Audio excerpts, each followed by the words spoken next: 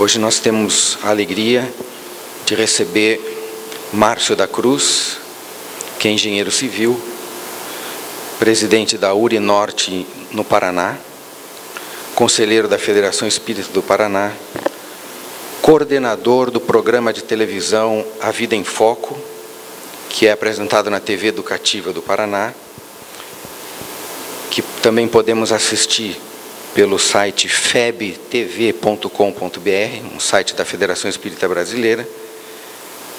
E quem quer assistir o programa em casa, no conforto, também avidaemfoco.com.br. O programa conta com a participação de Divaldo Pereira Franco, Haroldo Dutra Dias e Cosme Massi. Márcio da Cruz também é vice-presidente da Sociedade Espírita Laços Fraternos em Curitiba. Márcio, que Jesus te abençoe. A todos, então, novamente, é uma alegria estar aqui nesta noite, neste dia de sábado, tornando a nossa hora uma hora de reflexões importantes, partilhando um pouquinho. Não estão ouvindo lá atrás?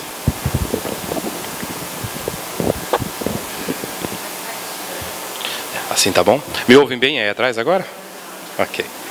Então, boa noite novamente. Eu dizia que é uma alegria estar aqui com corações que há muitos anos dedicam seus melhores esforços para manter as portas dessa instituição abertas há 60 anos, né, Nilson? 60 anos essa casa fez em 2014. Então é uma grande honra para nós estar aqui. Nesses dias de muitos desafios que vivemos, dias em que o materialismo, que está conosco há aproximadamente 200 anos, tem deixado uma herança profundamente desafiadora. Anualmente, tanto a Organização das Nações Unidas quanto a Organização Mundial de Saúde, e particularmente a FAO, que é um departamento da ONU, que publica relatórios em forma de livros,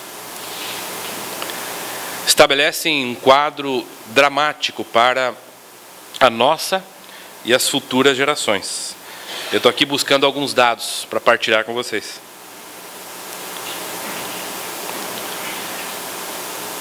Não é por acaso que a nossa geração está colocada nesse cenário, vivendo o grande período da transição planetária.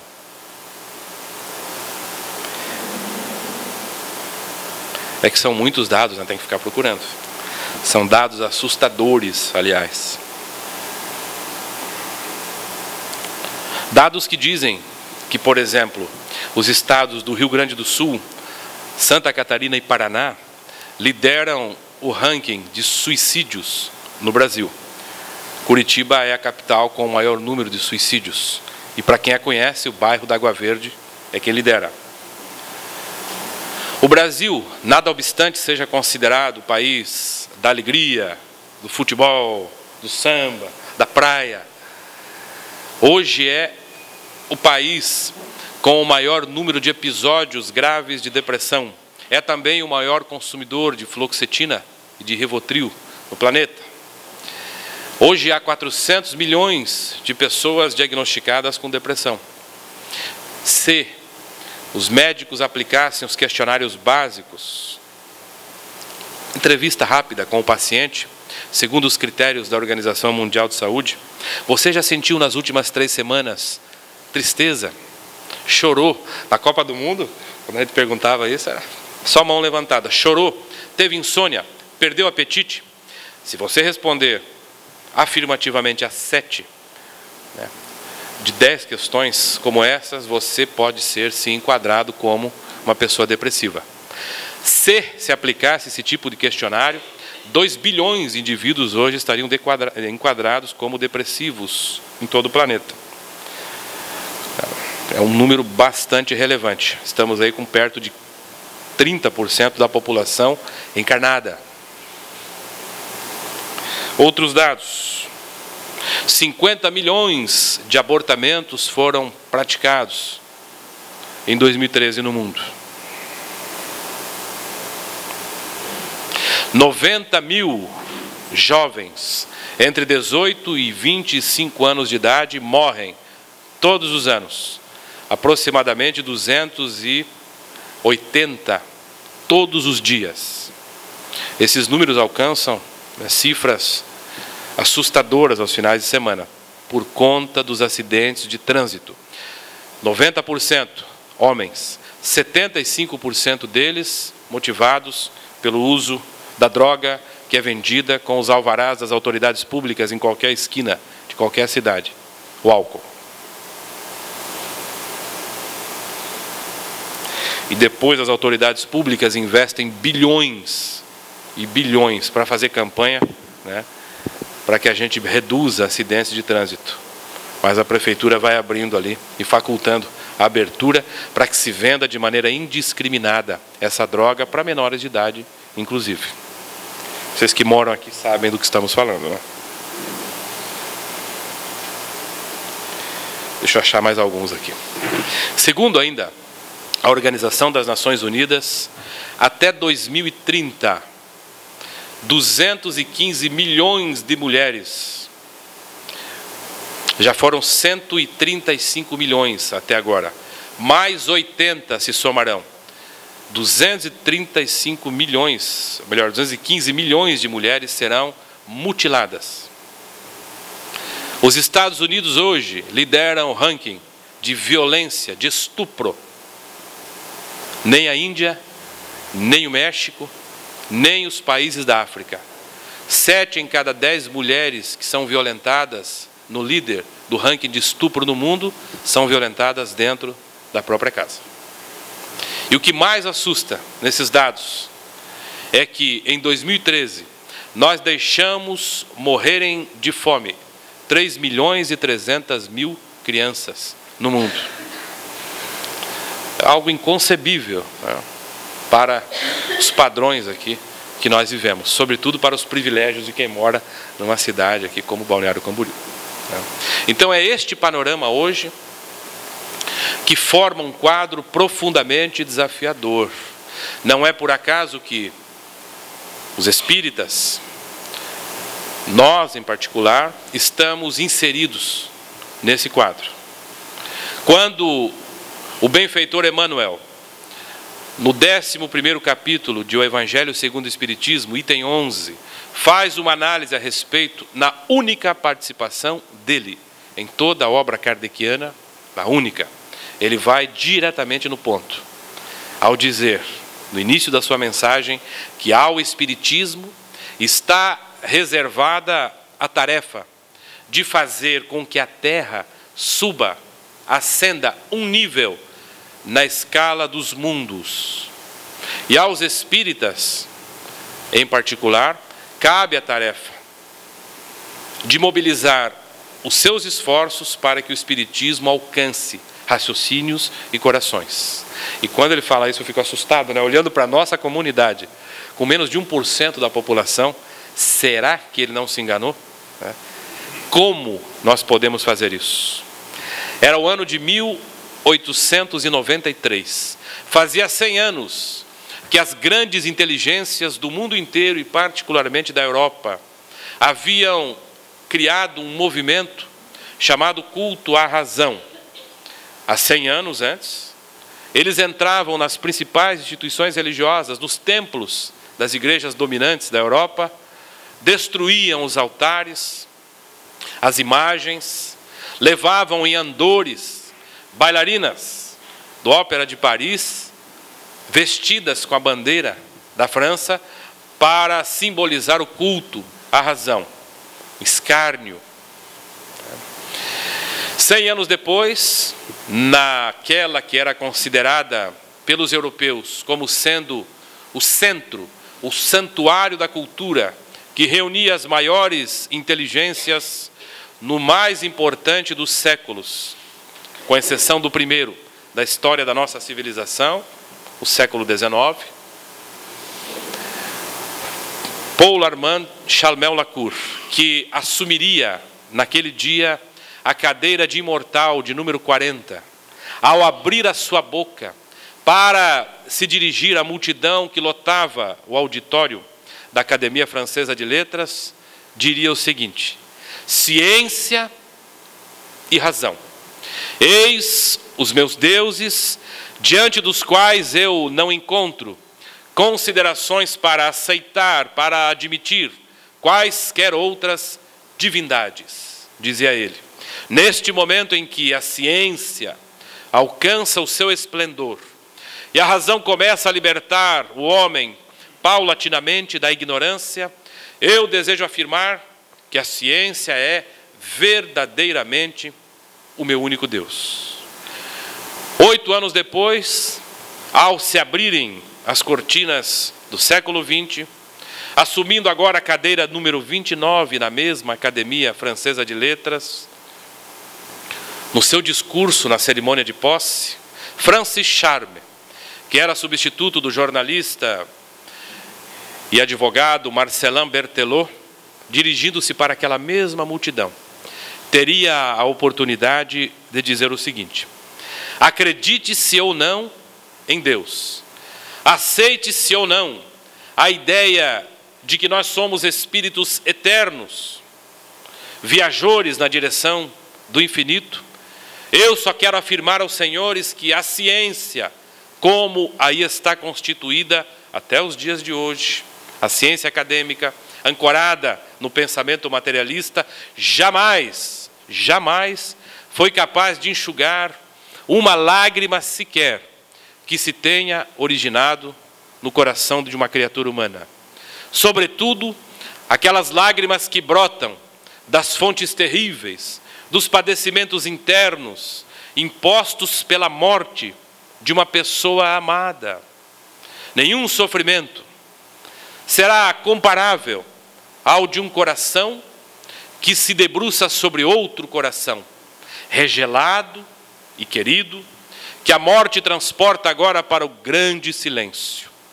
Ver a sua névoa estampar-se de maneira inapelável na fisionomia daqueles a quem mais amamos, cerrando-lhes os olhos num adeus indescritível, é como despedaçar a própria alma e prosseguir vivendo. Falem aqueles que um dia estreitaram de encontro ao peito um filhinho transfigurado num anjo de agonia, ou um esposo que procura despedir-se movimentando em vão os lábios, agora emudecidos, paralisados, ou um amigo que tomba desfalecente para não mais erguer-se, ou ainda a esposa, a companheira, cujas mãos consagradas à ternura pendem extintas, ou o rosto de uma mãe, um semblante materno, acostumado antes a abençoar e que agora nada mais consegue exprimir senão a dor da extrema separação através das últimas lágrimas que os seus olhos permitem transbordar. Digam aqueles que um dia se atiraram sobre um túmulo imóvel, ou os que caíram atravessados pela saudade e que se perguntaram na intimidade dos próprios pensamentos sobre a presença dos que partiram, mas não obtiveram resposta nenhuma da ciência materialista. Prossegue Francis Charme no seu discurso. É necessário, aliás, é urgente, que o homem e a mulher contemporâneos tenham uma religião, e que esta religião se baseie na excelência dos fatos aceitos, analisados e observados pelo raciocínio. É hora de ciência e religião darem-se as mãos para solucionar as principais inquietações da criatura humana. Dizendo isso, ele então abria espaço para uma doutrina que desde aquela manhã convencional e cinzenta de um 18 de abril de 1857, ali mesmo, em Paris, no Palais Royal, na Galeria d'Orléans, na livraria de Monsieur Edouard Henri Justin Danty, surgisse pelas mãos anônimas de Allan Kardec a doutrina dos espíritos. Sim, num esforço coordenado pelo Espírito de verdade, as potências do mundo espiritual que conduzem os destinos desse planeta vieram apresentar de maneira inequívoca, para que nenhum de nós mais pudesse pretextar ignorância, a doutrina espírita.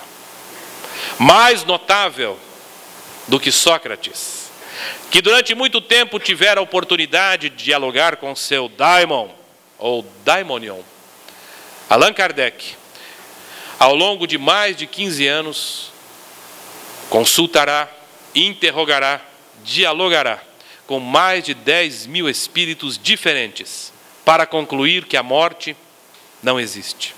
Mais notável do que o seu conterrâneo Louis Pasteur, que penetra na intimidade da vida microbiológica. Utilizando-se do microscópio, Allan Kardec penetra no bojo do fenômeno da vida após a morte, utilizando-se do microscópio do bom senso e do bisturi, da investigação científica, para afirmar que todos, sem distinção, estamos destinados à felicidade e à plenitude através das sucessivas reencarnações. Palavra por ele mesmo criada, que curiosamente consta de algumas Bíblias, né? Uma palavra criada em 1857, incorporada ao dicionário francês em 1860 como neologismo. Ela consta de algumas traduções do Antigo Testamento que foi escrito 1900 anos antes, praticamente. O último livro dos 74 que compõem toda a Bíblia, Antigo e Novo Testamento, foi escrito nos últimos anos do primeiro século. Os outros foram escritos quase 4.000 anos atrás. E, no entanto, nós vamos encontrar a palavra espiritismo, né, dentro, e ainda em algumas traduções mais deturpadas, sugerindo a própria palavra reencarnação, né, dentro desses textos. Né. Então, em face dessa confusão que fez com que muitos intelectuais abandonassem a religião, porque já não era mais a religião passível de credibilidade, surge o materialismo. Inicialmente, para tirar a criatura humana desse sufoco imposto pelas religiões que encegueciam o raciocínio. Posteriormente, no entanto, o materialismo nos conduz a esse panorama, depois de 200 anos. Segundo alguns especialistas ainda, hoje, seriam necessários 6 planetas Terra. Não só, 6, para dar conta do modelo consumista, predatório, que exaure os recursos da natureza, para dar conta, né, do nosso egoísmo, para dar conta da competição, para dar conta exatamente da nossa indiferença. São dias de grandes desafios. Nessa obra admirável, que é o Livro dos Espíritos, um marco divisor no processo de evolução do pensamento religioso na Terra, Allan Kardec interroga, então, os benfeitores no item 799, ao estudar a lei do progresso. Qual a contribuição que o Espiritismo poderá dar relativamente ao progresso, ao avanço da nossa civilização? E eles respondem: destruindo o materialismo. É o materialismo que suscita o egoísmo e que estabelece na nossa sociedade um comportamento indiferente, capaz de deixar que 3.300.000 crianças morram de fome. Capaz de permitir que, no Brasil, 60.000 mulheres sejam estupradas todos os anos. Capaz de facultar que 50 milhões de abortamentos sejam realizados. Isso só aqueles que entram nas estatísticas oficiais. Então, destruindo o materialismo, mostrando à criatura onde estão os seus verdadeiros interesses. Sim, porque nós fomos e estamos sendo educados, sim, a guardar dinheiro, fazer poupança, a fim de que, na nossa velhice, nós possamos ter pelo menos dias dignos. Ninguém aqui diminuirá o valor do esforço feito por economistas, por especialistas da área da Previdência Social, que dizem que todos devemos guardar parte do nosso salário para depois não nos arrependermos da velhice, não é isso? E mesmo assim a gente se arrepende, né? Mesmo assim, né, o salário da aposentadoria é indigno. Mas nós guardamos dinheiro. No entanto, guardamos sem nenhuma garantia de que iremos utilizar esse recurso. Vocês vão lembrar, os mais antigos, do dia em que uma ministra veio na televisão, né, e disse que o dinheiro era dela. Então não há garantia nenhuma de que, mesmo guardando o dinheiro, mesmo recolhendo a Previdência Social, as previdências privadas, nós iremos utilizar esse dinheiro na velhice. Podemos desencarnar, ou o governo pode impor um plano que vá retirar esse dinheiro da gente, não é? Mas mesmo assim a gente guarda. O que é que diz nos Espíritos? Ao mostrar à criatura humana onde estão seus verdadeiros interesses, e ao pedir à criatura humana que ela faça esforços para vencer em si, a partir das convicções de que somos espíritos eternos, de que a vida é eterna, de que a lei é de justiça, de que Deus está no centro, a partir disso, o que se pede é que cada um de nós envide esforços para vencer dentro de nós mesmos o egoísmo. O egoísmo que impede que o amor de Deus passe pelos nossos corações. O egoísmo que fez com que nós, a nossa civilização, fosse caracterizada por ser indiferente. Deixar que pessoas morram a frio ou morram de fome. Que fez com que nós levantássemos os muros das nossas casas, monitorássemos. Que fez com que nós não conversássemos mais com as pessoas nas ruas. Ensinássemos aos nossos filhos que as pessoas são estranhas. E eles não devem falar com as pessoas estranhas. E ai daquele que sobe no elevador, e aqui em Camburi é terrível ainda no balneário, porque eles fazem prédios cada vez mais altos. E a gente tem que entrar no elevador e subir 40 andares com uma pessoa do nosso lado. E vai que a pessoa sem noção resolva cortar o silêncio e conversar com a gente. Isso não pode acontecer. Às vezes tem crianças que são sem noção, né? Pai, por que aquele homem é careca? Fica quieto, menino. Já disse, não converse com estranho. Quando nós decidimos isso, como sociedade? Quando passamos a não conversar com as pessoas e a considerar que as pessoas são uma ameaça. Levantamos os nossos vidros, películas semi-blindadas, botões ultra rápidos, que a engenharia projetou, né? Que a gente só aperta, tira a mão, fecha o vidro e sai. Tudo resolvido, nada resolvido. Nada resolvido. Passamos a considerar que aquelas crianças magérrimas de 10, 11 anos de idade, que batem no vidro do nosso carro, são monstros devoradores que vão levar o nosso dinheiro. Em algum momento nós fizemos essa opção. Quando Emmanuel diz que essa opção que nós fizemos está centrada, ancorada no pensamento materialista, logo depois, o espírito Blaise Pascal, no item 12 do capítulo 11, completando o pensamento de Emmanuel, e Blaise Pascal foi convidado pelo Espírito de Verdade para escrever do Evangelho segundo o Espiritismo, para ditar uma mensagem. E é ele quem vai propor a solução para o problema da violência social. Olha que beleza. Vocês querem saber? Vamos dar um passeio antes, né, de chegar até aí. Quando o admirável psiquiatra austríaco-judeu René Spitz resolveu deixar Viena, na Áustria, logo depois de ter concluído, né, o seu curso de psicanálise, ele que era psiquiatra, na escola de Sigmund Freud, por conta da Segunda Guerra Mundial, pressionado, assustado, ele sai então da Europa e estabelece agora a sua residência no estado do Colorado, nos Estados Unidos. Campo aberto às pesquisas, à exploração científica. Os Estados Unidos do século XIX, da metade do século XIX para cá. Ou melhor, do século XX. Quando surgem as grandes forças da psicologia, o terceiro movimento da psicologia e depois o quarto movimento da psicologia. Verdadeiros missionários, então, encarnam nos Estados Unidos ou se transferem para lá, para propor agora, segundo estabelece a benfeitora Joana de Ângeles, logo na abertura do seu livro, pequenininho, Momentos de Saúde, para proporem as várias escolas da psicologia, a fim de que a criatura humana se livre dos entulhos morais e se permita agora amar.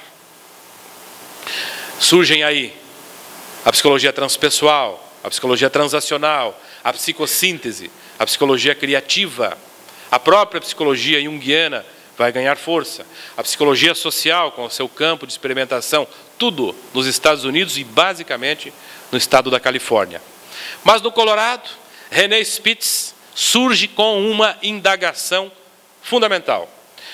Onde está a psicogênese? Onde estão os fatores que levam a criatura, quando alcança a idade adulta, a se tornar tímida, ciumenta, possessiva e com dificuldades no relacionamento e muitas vezes com limitações cognitivas? O seu campo de observação é, então, a infância, a criança, o bebê. Ele passa anos investigando o bebê e a sua relação com a mãe. Ele escolhe duas instituições para investigar, para examinar. Uma delas é um orfanato. Havia 88 crianças e essas crianças não tinham a presença das mães. Logo na entrada do orfanato, havia um letreiro onde estava escrito: crianças são como flores, devem ser contempladas, porém jamais tocadas. É o que estava escrito. Esse orfanato atendia todos os requisitos do Ministério de Saúde dos Estados Unidos, do estado do Colorado em particular. Quanto à iluminação, ventilação, as cores das paredes, a presença de profissionais no número mínimo, assistentes, nutricionistas, psicólogos, médicos, enfermeiros, tudo certinho. E ele também, nesse mesmo tempo, observou a dinâmica, o funcionamento de uma creche ligada a um presídio feminino, onde as mães, durante muitas horas do dia, tinham a oportunidade de conviver com as crianças, com os bebês, amamentando, brincando. E ele relata no seu livro, publicado no segundo semestre de 1958, o primeiro ano de vida, um livro de quase 600 páginas. As crianças da creche eram eufóricas, subiam na mesa, quebravam janela, quebravam as luminárias, parece as nossas, né? Essas crianças eram motivo de alegria dos profissionais, dos assistentes, dos médicos. Essa instituição também, segundo ele, atendia todos os requisitos do Ministério de Saúde do estado do Colorado. Nada de novidade, até que um dia, um surto de gripe no estado todo. Das 88 crianças do orfanato que não tinham a presença da mãe, 34 morreram por conta do surto de gripe. Enquanto isso, na creche, das 76 crianças, nenhuma morreu. Este evento, por si só, acendeu a luz de alerta na cabeça do pesquisador. Ampliou a equipe, pediu mais recursos e 2 anos e meio depois, ele chegou às seguintes conclusões. Das crianças remanescentes, as 54 que ficaram no orfanato, aos 2 anos e meio de idade, nenhuma se alimentava sozinha. Todas sofriam de incontinência, precisavam de fralda aos 2 anos e meio.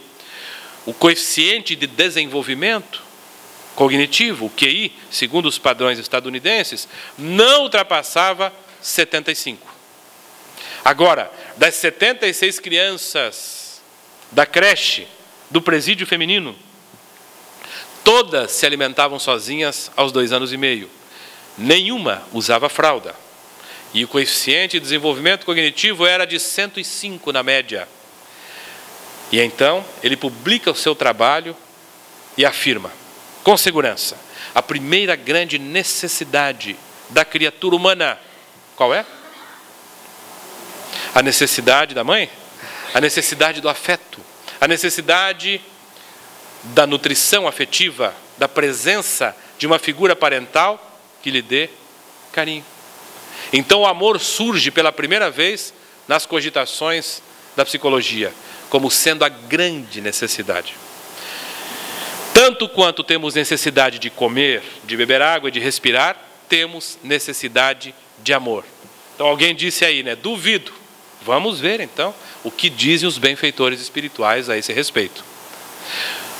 Primeiro semestre de 1958, no dia 16 de abril, numa mensagem psicografada pelo médium Chico Xavier, que faz parte da segunda parte do livro, que é um livro de cabeceira dos espíritas, Evolução em Dois Mundos. Todo mundo lê isso. Ninguém lê esse livro, né? Quem lê? Livro difícil. Mas se você conseguir passar a primeira parte, você vai se encontrar com a segunda, que é feita de perguntas e respostas. E adivinhe qual é a primeira pergunta. Quando eu vi isso, eu fiquei alegre, porque eu venho do litoral, né, do Paraná. E lá, na nossa experiência do litoral, a gente ficava imaginando as coisas, né? Pai, será que no mundo espiritual a gente pode comer camarão? Pode comer marisco? Né? Será que tem bagre ensopado? Eu não sei. Talvez, ele, nas imitações dele, imaginava. Bom, se o nosso mundo é uma cópia em preto e branco do mundo espiritual, imagina-se que deva ter o bagre ensopado, né? Mas nada consistente. Eu precisava de respostas. Aí um dia eu me deparo com esse estudo feito pelo espírito André Luiz. André Luiz, que quando encarnado foi neurocirurgião, carioca, e manteve as suas pesquisas no mundo espiritual. A pergunta é a seguinte: do que se alimentam os desencarnados? Pode isso? Será que tem comida no mundo espiritual? E ele começa respondendo assim: os desencarnados em crise dessa ordem, como a do Márcio, não está lá, né? Mas a gente... são conduzidos pelos agentes da bondade divina aos planos, aos centros de reeducação alimentar, onde recebem, e vejam como o Espiritismo é consolador, né? Alimentação semelhante à da terra. E logo depois a decepção, porém fluídica. Tipo assim, um quinor de bagre, né? Fiquei imaginando. Aí minha cabeça já viajou nessa hora, né? Como assim? Semelhante, porém fluídica.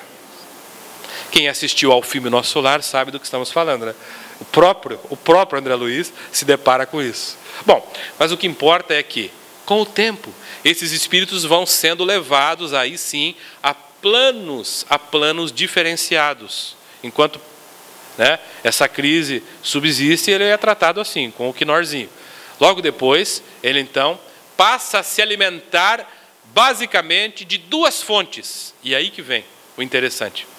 Duas fontes nutricionais. Uma delas é o reservatório infinito da própria natureza, sustentada por Deus. A outra é através das trocas, das projeções magnéticas entre as pessoas que se amam. Ora, ele prossegue. Mais importante do que o nutricionista do mundo possa imaginar, é através das projeções magnéticas entre as pessoas que se amam que procede ou que provém a real, ou melhor, a ideal euforia orgânica e mental da criatura humana. Difícil isso? Não, não é difícil. Quando a gente sabe que uma filha ou um filho está apaixonado? Quando ele fica eufórico, abestalhado, né? Não come direito, come pouco, sorri à toa. Euforia, porque está se alimentando dessas projeções magnéticas. Daí por quê? E vocês passaram por isso também, né? Vocês passaram por essa situação. O que é que você comeu hoje? Um alface, né? E, nossa, que lindo! E passa o dia com alface, mas está se alimentando. Então, mães e pais, isso é doutrinário, não se preocupem, está lá na obra do André Luiz, né? Daí, prossegue André Luiz. Daí por quê? Toda criatura tem necessidade de dar e de receber amor. Por quê? Para que se lhe mantenha o equilíbrio geral. 1958, antes de René Spitz, veja como os espíritos são espertinhos, né? Estão pesquisando? já vamos oferecer informação. Só que Allan Kardec já abordou o tema lá atrás, 100 anos antes, quando perguntou aos benfeitores. Olha só, são 1019 perguntas no mínimo, fora subperguntas. E Allan Kardec solta uma dessa, a de número 384, item A. Por que, ou melhor, 384, sem item. Por que uma criança chora ao nascer? Por que as primeiras reações de uma criança são de choro? Adivinhe o que eles respondem a Allan Kardec. Para despertar os interesses. De quem? Como assim? Só da mãe? Da mãe, gente. Pior é isso. Em que pese aí os meninos, né? Os homens, a resposta é essa. Para despertar o interesse da mãe. A fim de que ela preste atenção nas necessidades da criança. A fim de que ela atenda aquilo de que a criança precisa para que ela se mantenha viva. Está lá. Que decepção para nós, né? Os homens. Ah, mas foi algum cochilo doutrinário, então Allan Kardec, a tradução está errada. Tudo bem. Aí nós vamos lá na 821, lá na frente. Quase acabando o livro. As funções para as quais a mulher está destinada pela natureza têm importância tão grande quanto as funções do homem. A pergunta em si mesma já revela uma pretensão histórica. As funções do homem são importantes. Eu quero saber se as da mulher são tão importantes quanto as do homem. A pergunta é importantíssima nesse caso. E eles respondem, sim, e maiores ainda. Porque à mulher cabe dar ao próprio homem as primeiras noções de vida. 967. Questão 967 de O Livro dos Espíritos. Em que consiste a felicidade nos mundos superiores? A gente não sabe direito o que é felicidade para nós, embora os Espíritos tenham dito. Mas ela é relativa à posição espiritual de cada um num mundo de provas, num mundo de expiações, num mundo onde ainda o mal predomina, como temos visto agora, nesses escândalos quase que diários. O mal predomina. Mas nos mundos superiores, em que consiste a felicidade? Então, os benfeitores respondem, em os espíritos que o habitam não sentirem ódio, nem inveja, nem ciúme. Pronto, já vi que nós estamos longe, né? Ou seja, nenhuma das paixões que causa a desgraça da criatura humana. Agora vem o interessante. O amor que os une, o amor que os coloca próximo, é para eles a fonte da felicidade suprema. Bom, 1965, quando o mundo vivia uma explosão populacional, o estado do Paraná, por exemplo, tinha 2 milhões de habitantes em 1960. 10 anos depois, 4,5 milhões de habitantes. O mundo inteiro vivia um fenômeno da chegada em massa de espíritos reencarnando. Claro, os administradores, os governantes, os sociólogos, os pensadores estavam preocupados. Assim como a gente se preocupa num domingo de manhã, quando está fazendo a comida, né, o feijão, o arroz, o macarrão, e a criança sai e volta com 10 amiguinhos. E o que é que a gente faz? Vai faltar comida. Levaram essa pergunta ao espírito Joana de Ângeles. E isso está no capítulo Considerando a Fome, do livro Dimensões da Verdade, que foi publicado em 65. Então, Joana, vai faltar comida na Terra? Ela responde, há fome na Terra? Sim, sim. Todavia, a mais elevada expressão de fome, hoje, mais do que ontem, é a fome de amor. Há criminalidade na Terra, violência exagerada, sim, mas toda essa criminalidade provém da fome de amor. E os anos se passam. Estamos em 1999, quando Joana de Ângeles então publica o seu livro Amor, Imbatível Amor. No finalzinho, num subcapítulo chamado Amor Terapia, ela solta essa. O ser humano, porque portador de mais amplas possibilidades nervosas de captação, Ele foi projetado para isso, para ter uma rede nervosa mais rica. Pode-se afirmar com segurança, diz ela. Joana de Ângeles pode afirmar com segurança alguma coisa aqui na casa de Jesus? Pode. Então, ela diz assim: vive em função do amor, ou desorganiza-se em razão da falta de amor. E aí? Ficam os desafios para nós. Temos necessidade de amor e, no entanto, nos tornamos uma civilização egoísta e indiferente. O amor fica para nós, quando no muito ele fica para os nossos familiares. Estabelecemos um pacto, então, onde as pessoas começam agora a sentir um vazio enorme, porque as relações empobreceram. Não paramos mais para dialogar com ninguém. Perdemos a cordialidade, a gentileza nas ruas. Todo mundo apressado, acelerado. E, no entanto, a nossa sociedade é uma sociedade doente. Nós não temos paciência para dialogar, para ouvir a história de um avô, de uma avó, porque vivem repetindo história. Então, eu não quero ouvir, não tenho tempo para isso. Nos restaurantes a gente entra e sabe ainda, quanto mais tempo de casado, casal, menos se conversa. Mas as pessoas agora ficam assim, ó, um ali, outro aqui, e ninguém conversa com ninguém. Vive-se uma felicidade do lá e então. Ninguém é feliz onde se encontra. Somos felizes onde não estamos. Ah, eu serei feliz, terei uma vida melhor se eu estivesse morando na Times Square, na Broadway, no West Side, lá do Central Park, em Paris. Sempre felizes onde não nos encontramos. Não compreendemos que as circunstâncias que nos envolvem na vida falam do desejo de Deus para nós mesmos. Se hoje a vida nos impõe cuidar de alguém, é ali mesmo. Se é de um cachorro, é com ele mesmo. Se estamos na solidão, é assim mesmo. Se o nosso trabalho é desafiador, porque estamos subordinados a muitos chefes, são as circunstâncias que pedem que nós desenvolvamos capacidades e talentos que nós não temos ainda consolidados. As circunstâncias que nos envolvem neste momento falam, porque a providência de Deus não se engana. Estamos onde precisamos estar, com quem precisamos estar.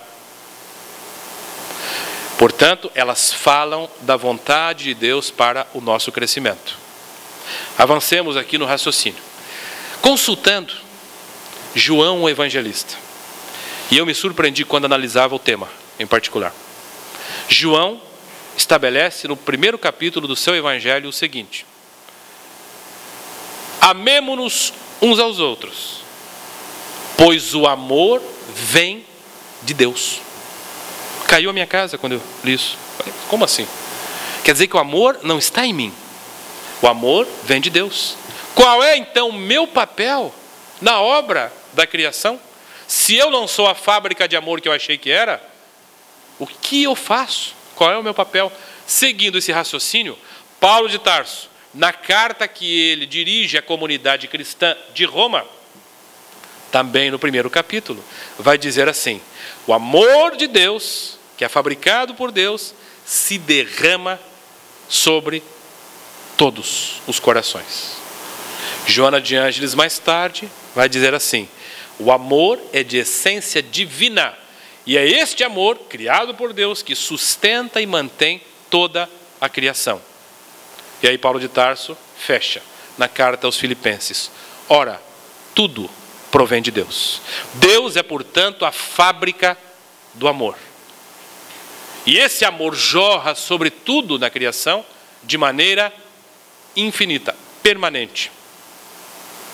Bom, se nós deixamos o nosso sistema se fechar por conta do egoísmo, o amor cai, nós fechamos. É como se fosse uma grande caixa d'água. Então imaginem, agora comece a imaginar um enorme reservatório de proporções infinitas.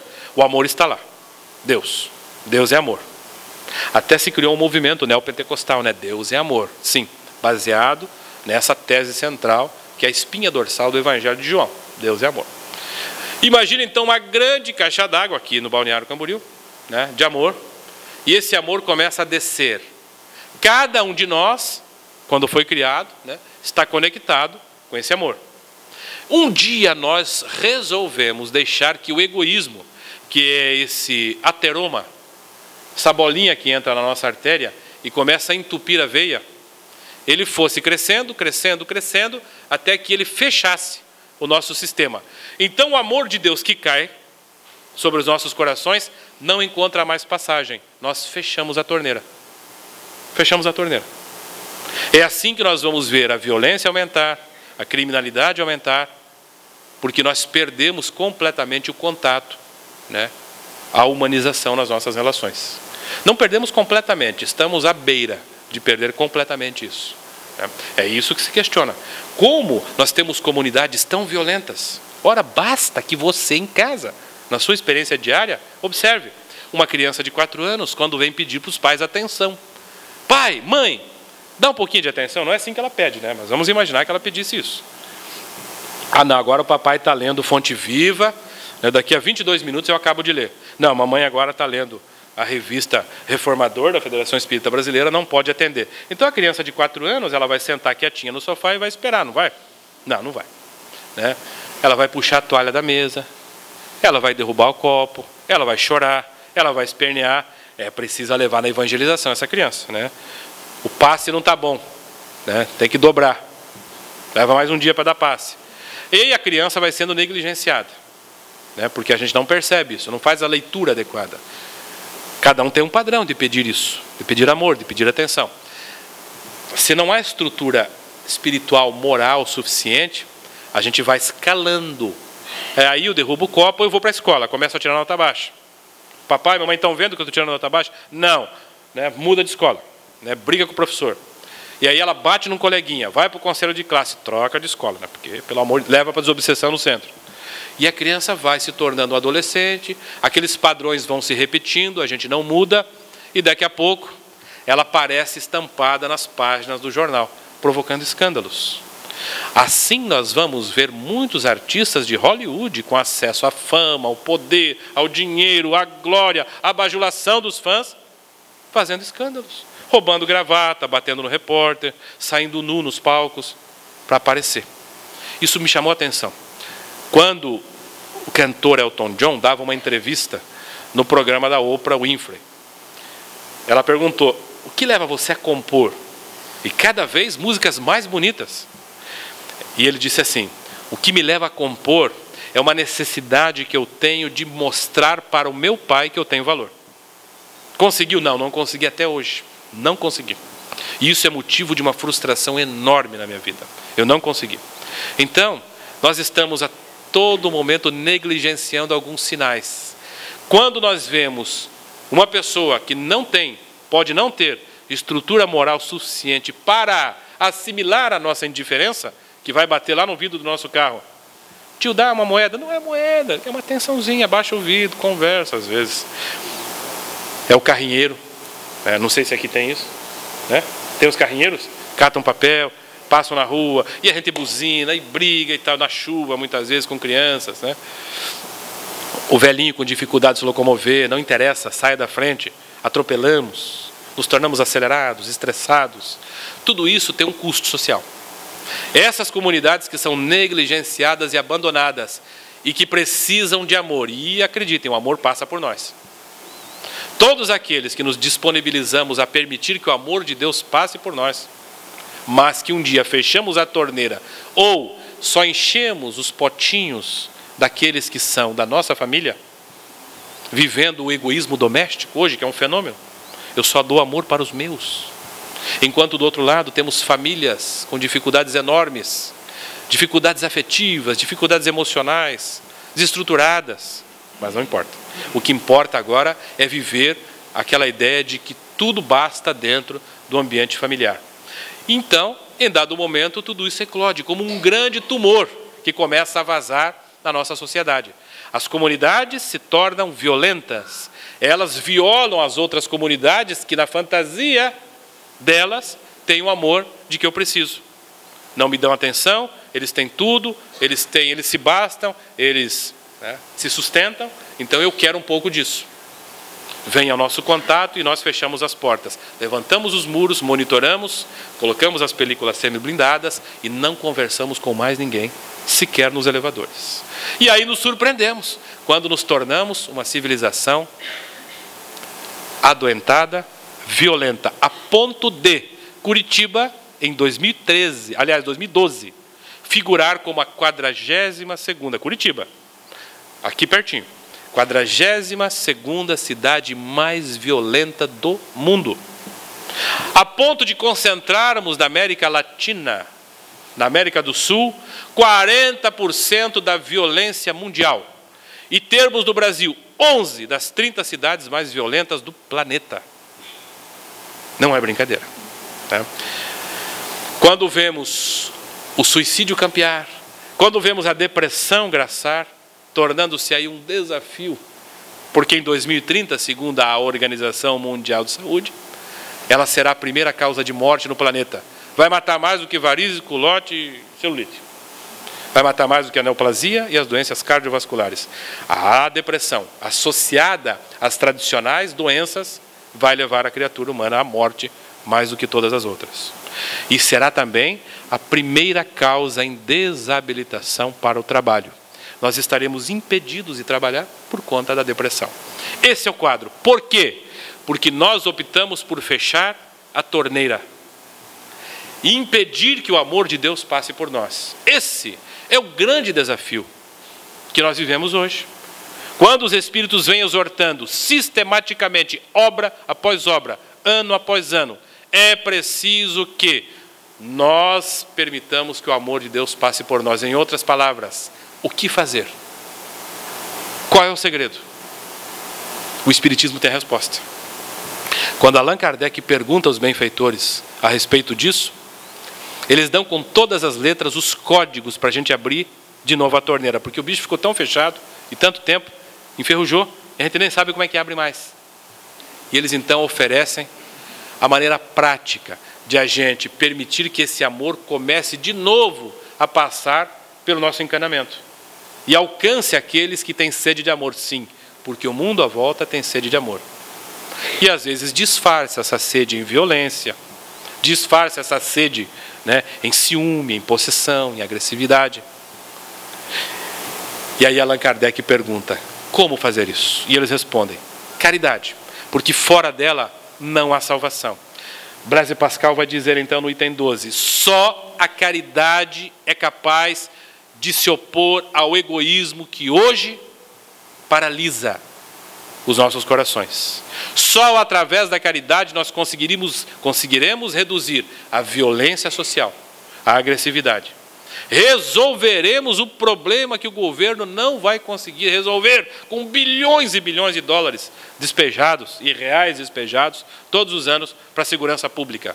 Porque o problema não é esse, o problema é este. Então eles dizem a caridade. E Allan Kardec, claro, como investigador, quer saber o que é caridade.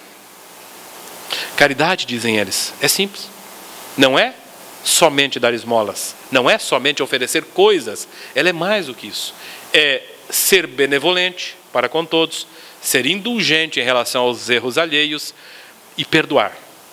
Investigando o tema e aprofundando logo mais no Evangelho segundo o Espiritismo, nós vamos compreender benevolência, volo, desejo, o desejo real de ser bom. Benevolência não é fazer o bem.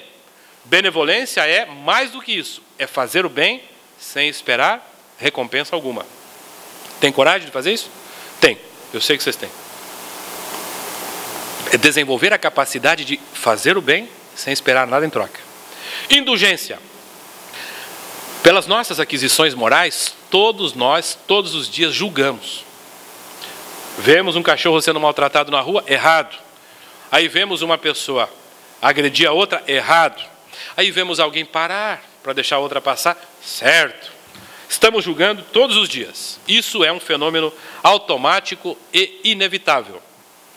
A indulgência é a capacidade que nós desenvolvemos de, ao julgar alguém, cujas deficiências conhecemos. É a capacidade que temos de não expor isso. Tem coragem de fazer isso? Eu conheço os podres da pessoa, mas quando eu não divulgo, eu estou sendo indulgente. Quando eu não divulgo, eu abro a torneira. Quando eu divulgo e sou fofoqueiro, maledicente, eu fecho a torneira. Esse é um desafio. Eu já não passava nem na primeira. Na segunda, não tenho a menor pretensão.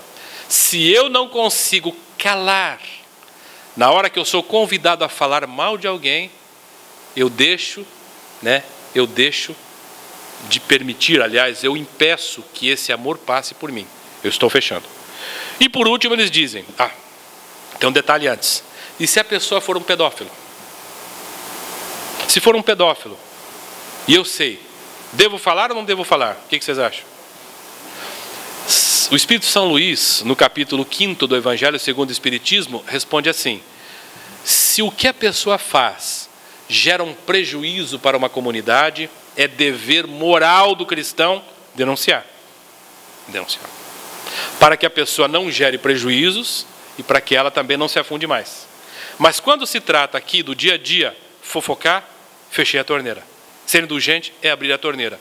E eles então oferecem o último código, para que a gente permita que o amor passe por nós. Perdão. Mas perdão, Márcio, não é só esquecer quando uma pessoa me ofende? Não.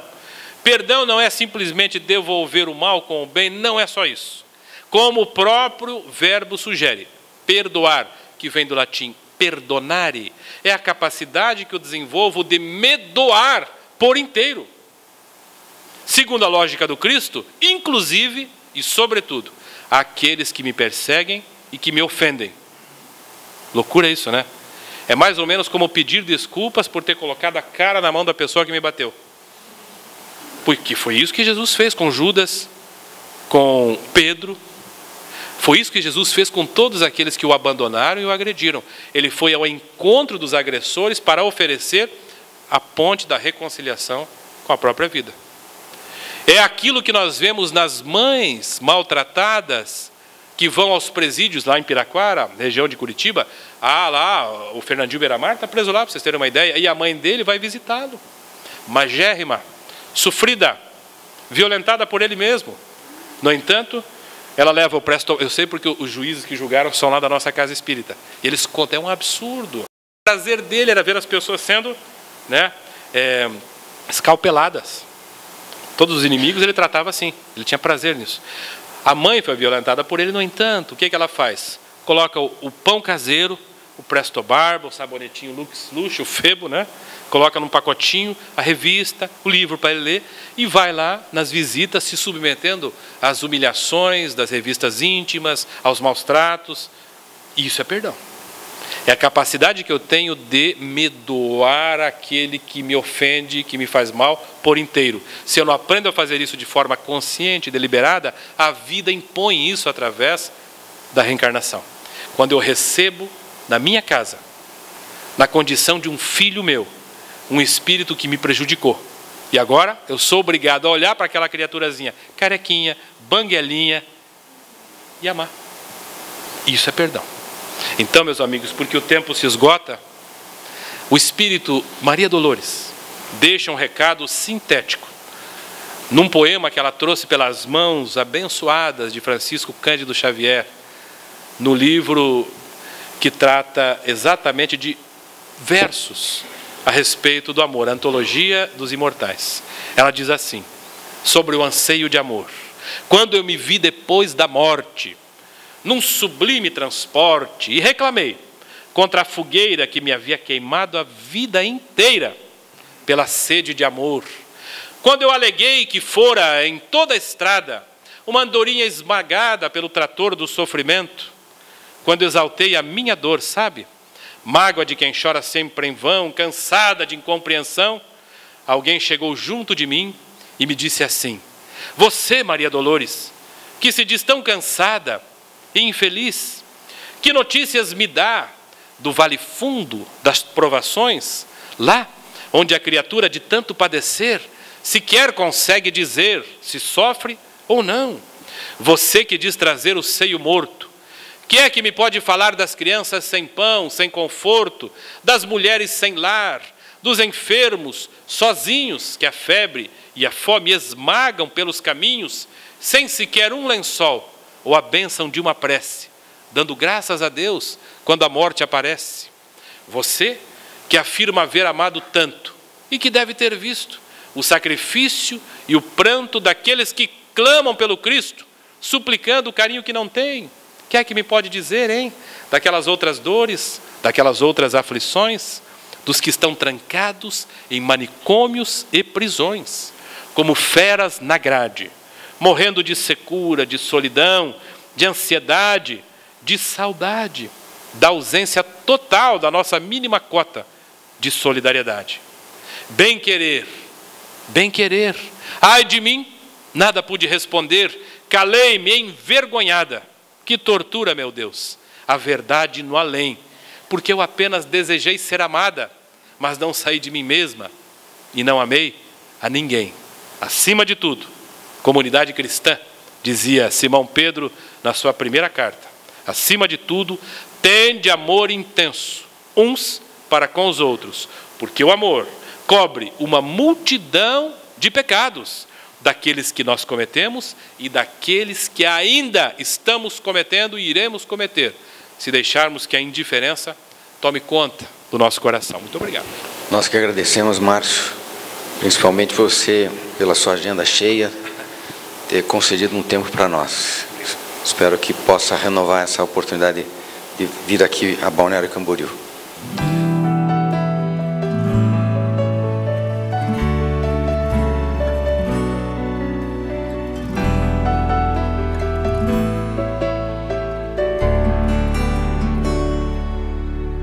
Se a gente seguisse o seu caminho, seria feliz. Se a gente ouvisse os seus conselhos, seria feliz. Se fosse manso como ele, seria feliz. Tinha mais coragem e determinação pra mudar. Se a gente compreendesse mais o que ele deixou, seria caridade e paz, amando o amor. Não ia mais ficar chorando, nem se lamentar. Quem seguir o seu exemplo vai se iluminar. Quando acusados ou amor, caluniados ou perdão, quando traídos ou a luz do coração, quando atacado ele sorriu, elogiado ele nem viu. Meu irmão Chico, nossa eterna gratidão. Quando acusados ou amor, caluniados ou perdão, quando traídos ou a luz do coração, quando atacado ele sorriu, elogiado ele nem viu. Meu irmão Chico, nossa eterna gratidão. Se a gente seguisse o seu caminho, seria feliz. Se a gente ouvisse os seus conselhos, seria feliz. Se fosse manso como ele, seria feliz. Tinha mais coragem e determinação pra mudar. Se a gente compreendesse mais o que ele deixou, seria caridade e paz, amando o amor. Não ia mais ficar chorando, nem se lamentar. Quem seguir o seu exemplo vai se iluminar. Quando acusados ou amor, caluniados ou perdão, quando traídos ou a luz do coração, quando atacado ele sorriu, ele nem viu. Meu irmão Chico, nossa eterna gratidão. Quando acusados ou amor, caluniados ou perdão, quando traídos ou a luz do coração, quando atacado ele sorriu, elogiado ele nem viu. Meu irmão Chico, nossa eterna gratidão.